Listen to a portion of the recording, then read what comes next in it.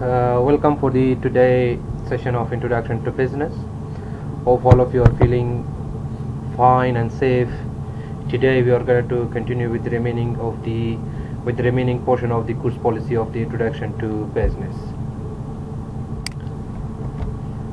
We are in the chapter number 4, the third form of business organization, as we discussed in our previous class. That is joint stock companies. Basically, this is the largest form of business organization. So under the joint stock companies, we define the company based on the LH-Hani. The LH-Hani says that the joint stock company or company is a voluntary association formed by the people for the purpose of common and general purpose or motive, that is earning profit. So, and we say that the company is always running based on its common seal, and the money is always going to be collected in a form of shares. Shares would be issued to the public, and the public can invest within that particular company. The one who is going to invest within the company, he or she is called as shareholder. Shareholder is exactly known as the owner of the company. So for the purpose of better understanding, today we will be discussing the characteristics of the company. So the characteristics of the company is that voluntary association, second one is an artificial person created by law, the third one is limited liability, the fourth one is separation of ownership from the management, the fifth one is transferability of shares, and the sixth one is common seal, and the last one is perpetual existence. Dear students, it should be reminded that the company is the largest form of business organization, where it has some better area of investment for the investors, and it is one of the very important form of business organization. So for this purpose, we are here to discuss the characteristics of the company one by one. See, under the voluntary associations, dear students, company is not something which will be restricted toward the specific people. It's something general. Each and everyone can invest within the company. So once we say that voluntary association, it means that there is no boundary, there is no restrictions toward investing within the company. It is formed voluntary. It is formed based on someone interest. It is formed based on someone intentions and demand. So when someone is interested to invest in some company, there is no restriction and obstacle toward that person. So here, a company is a voluntary association of the person joining hands with the common motives. So company, when someone is going to invest inside the company, so there is no particular restrictions. It is a voluntary association of the people come together for the common motives or for the common objects or goal. For the formation of the private company, there must be at least 2 members, and maximum number is 50. In a public company, minimum member of the members is 7, and there is no restrictions over its maximum numbers. So if you do remember, under the sole proprietorship, we say that the sole proprietorship form of business organization is going to be formed when there is minimum only one person. And then again we say under the partnership form of business organization, that minimum of 2 persons and maximum of 20 to 25 persons come together, and then the partnership will be formed. But if you talk about the company, how the company is going to be associated or going to be formed, so in the term of private companies, minimum people are 2 and maximum people are 50. This means that 2 investors minimum, and the maximum is 50 people or investors come together, and then company can be formed. But if you talk about the public companies, under the public company, the number of the investors can be started from 7, and then there is no maximum number.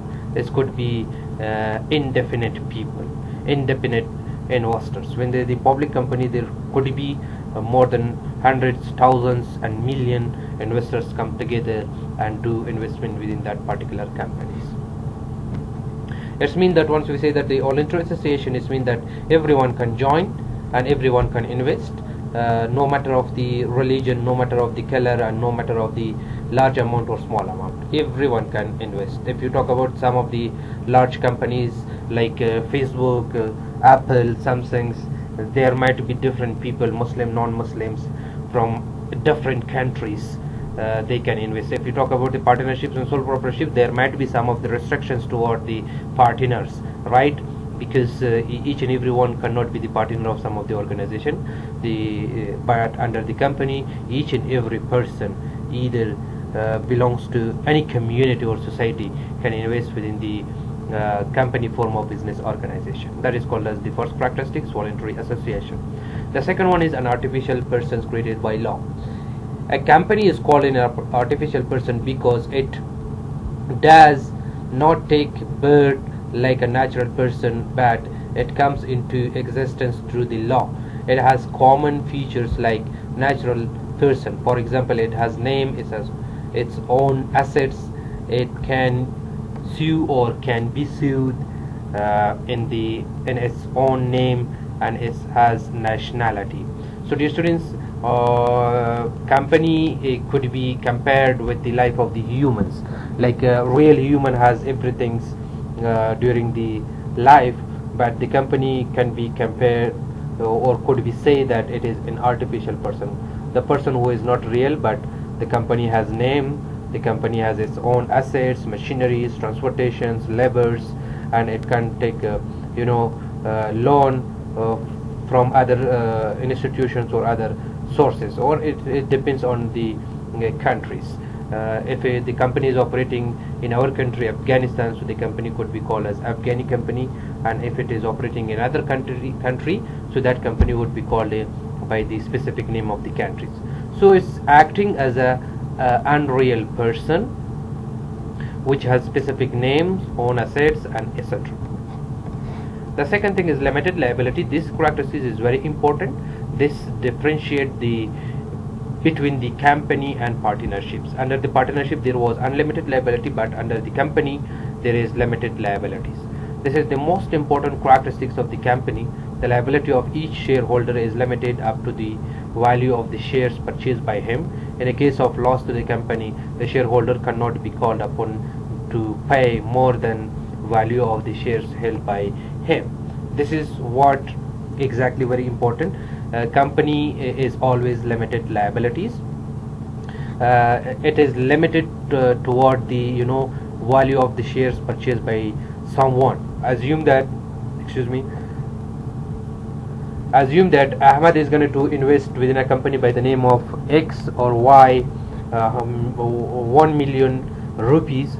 So he or she will be limited toward 1 million. So he or she cannot purchase more than 1 million shares within that company. That is called as liability, limited liabilities. They are limited.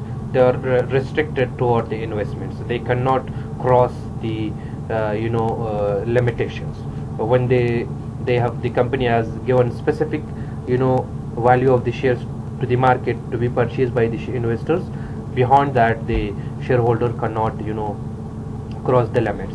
But in a case of loss to the company, if you do remember, under the partnerships, when the partnership form of business organization is going to the loss, the personal property or the personal capitals or accounts of the partners are not secured. But under the company, the personal assets, the personal buildings, money, capitals, accounts of the shareholder are always secured. It means that the one who has provided loan to the company cannot claim the shareholder personal assets or capital. They are just only limited toward their shares. Assume that they have invested 1 million, so they will be getting a loss of 1 million respectively, but the other people or the loan provider or the creditor of the company cannot claim his or her personal assets or capital. Then coming to the matter of the separation of the ownership from the management. The students, under the company there is two divisions. One is ownerships and another is management. So the shareholder of the company are always the owner of the company. They are they can be the board member of the company, but they cannot take part in the management. If you talk about the partnerships and sole proprietorships, themselves can take part in the management and take some decision. But if you talk about the company and under the company, the one who is going to provide money to the company is called a shareholder. The shareholder is known as the owner of the company, but the owner of the company cannot take part in the management. Management are always control and take decision by the labor and employees, but ownerships can be the board of directory, and shareholders cannot take any parts or any duty in the day-to-day activity of the company.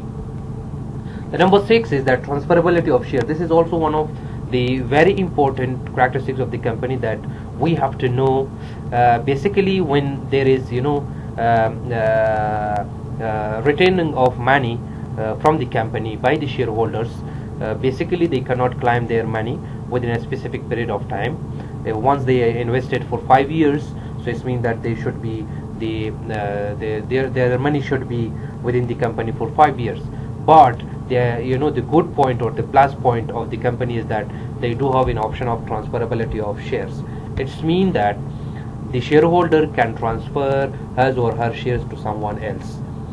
The shareholder of the company can sell or buy shares of the company. That is called as transferability of shares. Assume that Ahmad has 1 million rupees who have invested in a company by the name of EBC. With the passage of time or or after 1 year, Ahmad is going to claim the money. So basically he cannot claim the money.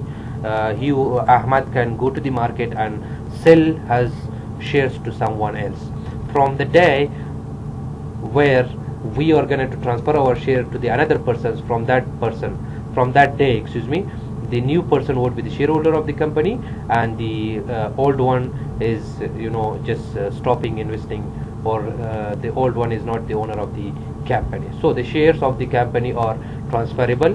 We can transfer shares of the company from one person to another person with the help of purchasing. We are just purchasing and someone else will be buying that shares of the company. The shareholder of the company have full freedom to transfer or sell shares to anyone else. If you have seen some of the banks or some of the shareholder of the companies in a large companies, either if you talk about the London and Dubai and other countries, UK, there are very big investors. They do have invested some money. With the passage of time, they are just selling their shares to someone else. Make sure that for the shares there is rate of shares. Rate of the shares depends on the situations and environment. Sometimes the value of the shares or the rate of the shares is going to be increased, and sometimes the value or the rate of the shares is going to be decreased. And the 7th characteristic is common sales, which is clear to all of you. The company is always operating under a common sales. The seal is going to be affected the signature of some real persons. Exactly, if you have seen that when someone is the shareholder of the company or working within the company, when the company is providing a letter, so the letter will be recognized and familiarized by other business organization as well. So that's why it is called as company always work or operate under a common seal. So the seal is recognized and familiar by other business organization. Since the company is an artificial person created by law, it therefore cannot sign documents for itself. So for itself the company cannot sign, but particularly there is the logo or the seal or stamps provided by the law or the constitution of the country. So based on that seal and stamps, the company is operating within a specific geographical environment. And the last characteristics is perpetual existence. Perpetual existence means that the company is always operating based on its life. If the life of the company is 10 years, so the company would be available and existed for 10 years. For example, if some of the shareholder is going to be expired, or some of the shareholder is going to transfer shares to another parties, it means that the company might not be changed. The company is never going to be affected. If one member of the board of the director is going to stop investment within the company, still the company is operating. It doesn't mean that when 2 or 3 shareholder of the company is going to stop investment, or 2 or 3 shareholders of the company is going to be expired or going to be dead, so the company would stop. No, the company is always existing based on or related to its life. A joint stock company has a long life compared to other form of business organization. Exactly, the length or the duration of the companies are wider and larger rather than partnership or sole proprietorships. Since the shareholder or the owner and they can easily sell shares to another person, so which does not affect the company existence. It means that if the Ahmad is going to transfer his share to Mahmoud based on the requirement or based on the need, so which Ahmad has, it doesn't mean that the company would stop. The company will not operate. No, the company is operating based on the rules and regulation, based on the policies and strategies, and based on the constitution of the country. So the company is always existence. Existence means that it could be available. The company is not going to be stopped with a small damage or with a small factors, either internal factors or external factors. The best example of this is like Kabul Bank within Kabul. If you do remember that there was some damages to Kabul Bank since long back, but still the Kabul Bank is operating. All right, it doesn't mean that the company is going to be stopped. So this is called as the perpetual existence. So these are the particular characteristics of the company. Perpetual existence means that the company is always operating based on its life. Nothing will be happening to company. If there is internal or external factors, is not going to affect the life of the company. Then common cell, there is a stumps and there is a common seal for the company, where the company is always operating based on the seal that has effects on the signature of the person. And then transferability of shares, we can transfer shares from one person to another person's based on the need and requirement of the shareholder. There is no any problem that if Ahmad is going to invest within the company, so after 1 year or 2 years, the Ahmad is going to sell his particular shares of the company. That is also can be possible. And then the next one was separation of the company has two divisions. One is ownership and one other is management. In the ownership divisions, the shareholder could be the member of or board of directory, but they can never take parts in the management. Management is always controlled and organized by the labor and employers within the companies. And the next one was this limited liabilities. The companies are always limited toward the shares shares that have been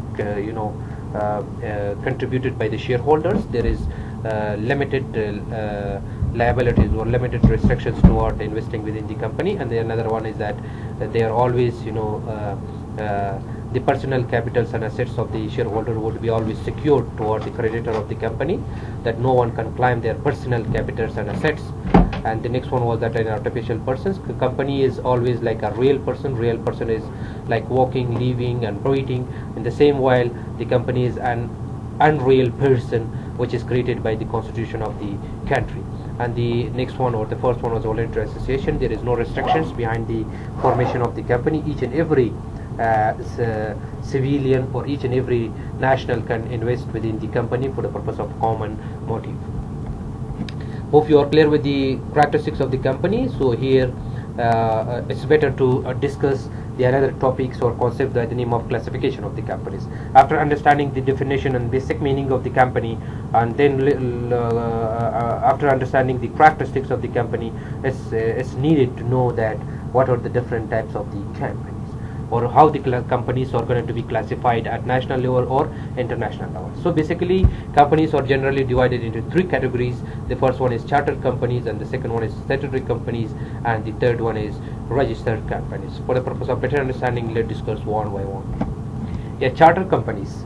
A company created by the grant of royal charter is called as the charter company. In England and its colonies, the companies were formed by the crown. For example, the Chartered Bank of England and the East India companies. Difference: charter companies are those particular companies which are created by the royal system or the royal government.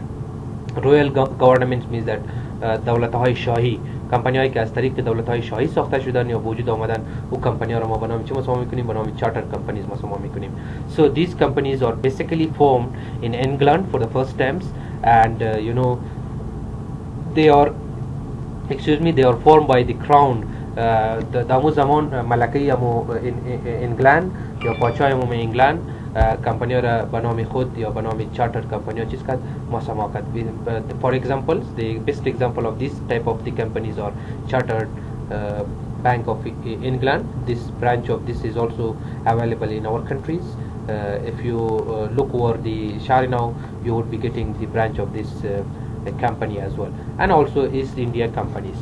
So precisely and briefly, the chartered companies are those categories of the companies which are formed and generated long back by the royal government with the help of the crown. So that's why these companies are known as chartered companies, or these categories or classification of the companies is coming under the chartered companies.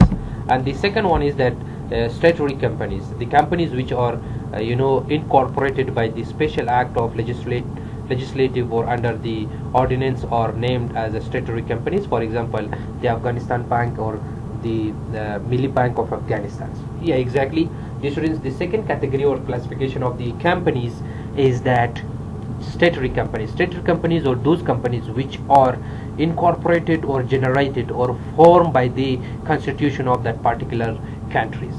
So if you talk about the Afghanistan, here in Afghanistan has the city system. So in all over the country there is one legislation and one constitution, so that could be called as a statutory companies. If you talk about the other countries like US system is that state-based system. If you talk about the India's system is state-based government. So each and every state has its own articles, norms, and legislations. Legislations mean that constitutions toward holding and toward forming the companies.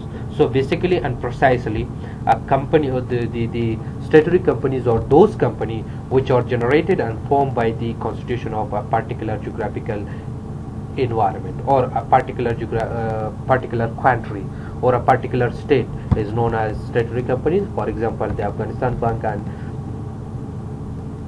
Bank-i-Milli Afghanistan. So these are the companies which are generated and formed based on the constitution of our country. And the last category or classification of the company is registered companies. This means a company which is formed under the registered and registered under the Company Ordinance 1984 is known as registered companies. During the 1984 there was a revolution toward the companies.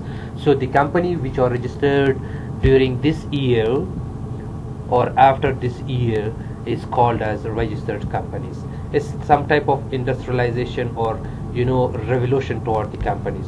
So that's why those companies are known as or called as registered companies. So the companies which are registered after 1984 or during the 1984 are known as registered companies. So basically three classification of the companies are available. The first one is chartered companies. Those chartered companies are those companies which are incorporated or generated or formed by the royal government of England for the first time, and that's why this category or this classification of the companies is known as chartered companies. And the another one is statutory companies. The statutory companies are those companies which are generated or incorporated based on the constitution of a particular country, based on the constitution or legislation of a particular states. And the registered companies are those companies which are incorporated or formed or generated during the 1984 or after 1984 is known as registered companies. I'm going to conclude today's class over here. Thank you so much from your kind attention, and we will be continuing with the remaining of the course policy in our previous classes. God bless you. Take care.